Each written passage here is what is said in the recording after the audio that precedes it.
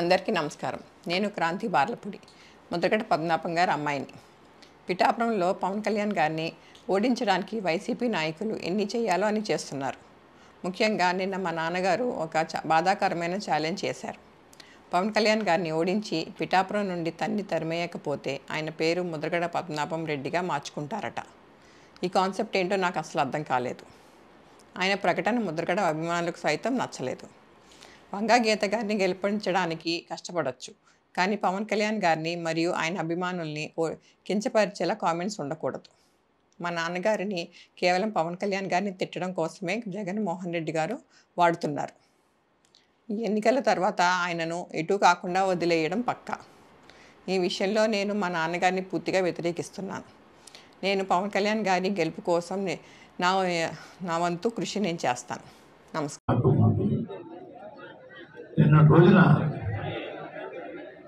జగన్మోహన్ రెడ్డి గారు నన్ను వాడుకుని వదిలేస్తారు, నేను పవన్ గారి పార్టీ జనసేన పార్టీ అని చెప్పేసి నా కూతురు చేత చిన్న వీడియో రిలీజ్ చేశాను. అయ్యా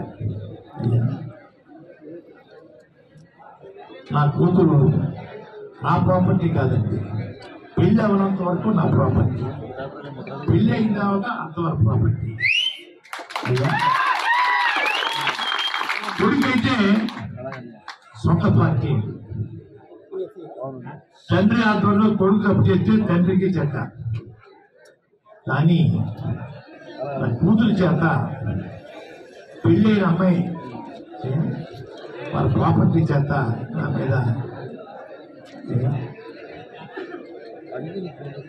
చిన్న బ్యాడ్గా చెప్పించారండి.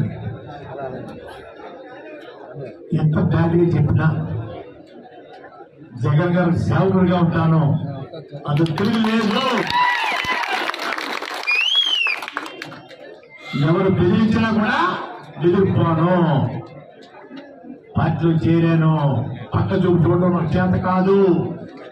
కూతురు చేత, ఈగుడు కుటుంబం చేత తిట్టించిన కూడా లెక్క చేయను. ఎవరో మహానుభావుడు చిచ్చి పట్టినకి ఆలోచన